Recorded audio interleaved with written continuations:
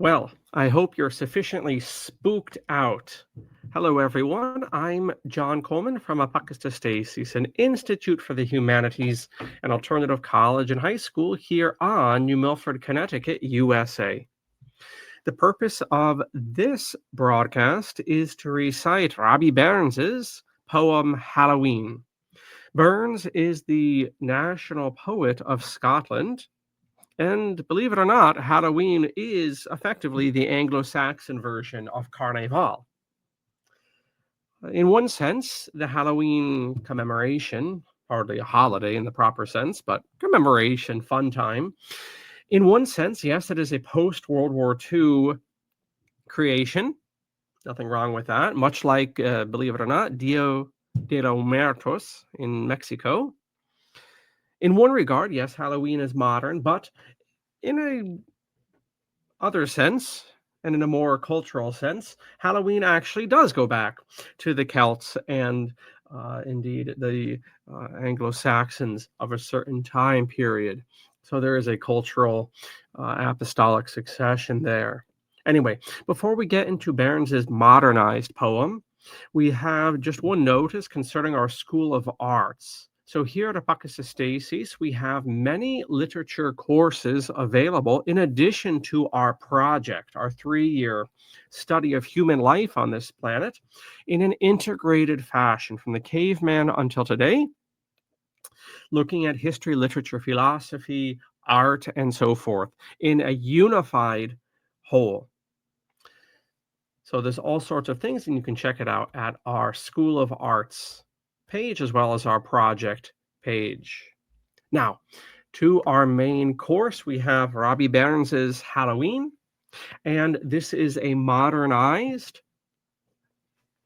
presentation. You can have fun reading the old Scots English version. I'm not even going to try some of those pronunciations, much less try to accent it properly. It's something I could not do if I wanted to. Here we go. Halloween by Robbie Burns. Upon that night when fairies light on castles downs dance, or o'er the lays in splendid blaze on sprightly horses prance, or for Colian the rout is ta'en beneath the moon's pale beams, there up the cove to stray and rove amongst the rocks and streams to sport that night. Among the bonny winding banks where the river Doon runs clear, where Bruce once ruled the martial ranks and shook his carrack spear, some merry friendly country folks together did convene to burn their nuts and pile their shocks of wheat and have their Halloween full of fun that night. The lasses' feet ain't cleanly neat, more strong than when they're fine.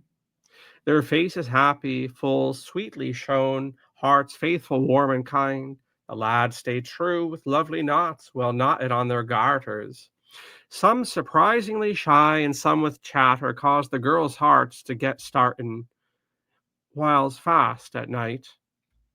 Then, first and foremost, through the cabbage, their stalks of wheat are sought at once. They touch their own and grasp and choose for very strong and straight ones. Poor fellow Will fell down off the drift and wandered through the cabbage and pulled for want of better shift a cabbage like a pig's tail, so bent that night. Then, straight or crooked, earth or none, they roar and cry all throughout there. The very little children toddling run, with stalks cut o'er their shoulders, and if the custard sweet or sour, with pocket knives they taste them. Thereafter cozily about the door, with clever care they've placed them to lie that night.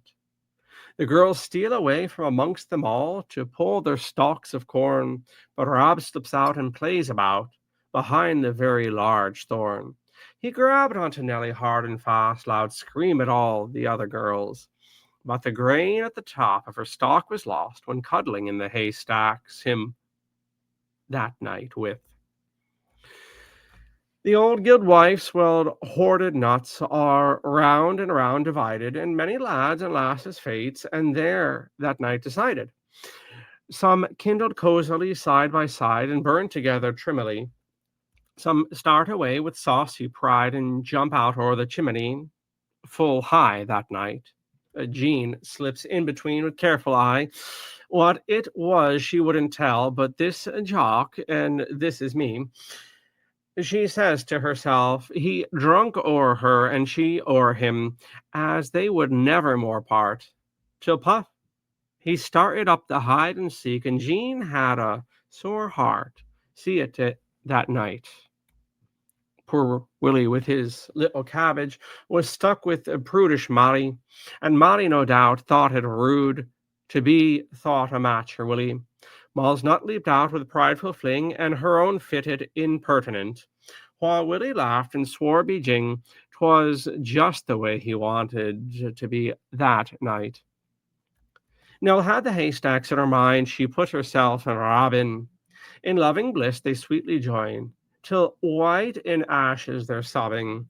Nell's heart was dancing at the view. She whispered Rob to look for it. Rob stealthily appraised her bonny mouth, full cozy in the nook for it, unseen that night.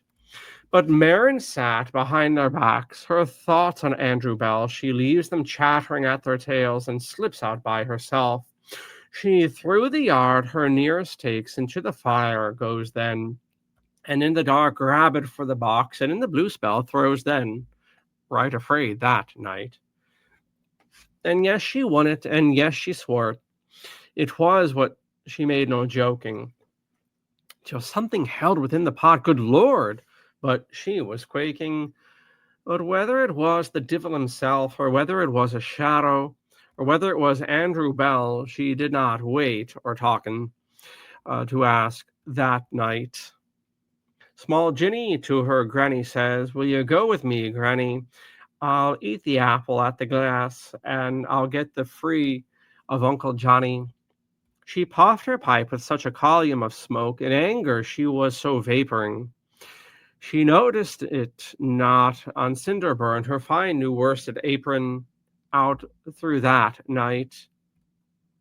You little scolding woman's face, I dare you try such sporting as seek the foul thief any place for him to spy your fortune. No doubt but you may get a sight. Great cause you have to fear it, for many a one has gotten a fright and lived and died delirious on such a night. One harvest before the Sharamore, I remember it as well as last night. I was a young girl then, I'm sure. I was not past 15. The summer had been cold and wet, and stuff was very green, and yes, a merry harvest home we got. And just on Halloween, it fell through that night. Our chief reaper was Rob McGreen, a clever, sturdy fellow. His son got Eppie Sim with child that lived in Appalachia. He got him seed, I remember it well. He made little fuss of it, but many a day he was be himself. He was so sorely frightened that very night. Then up got fetching Jemmy Fleck, and he swore by his conscience that he could sow him seed a peck, for it was all but nonsense. An old guildman reached down the bag, and out a handful give it, then asked him slip amongst the folk some time when no one would see him, and try it that night. And thus it goes on and on and on in this somewhat PG-13 remembrance of Halloween in Scotland in the merry days of yore. I leave it to you to read the full poem. It's posted above here on Substack as well as in the video descriptions. Just barely PG-13, but we would have it no other way. So once again, this is Robbie Burns's poem Halloween, and thank you for hanging out and enjoying some poetry.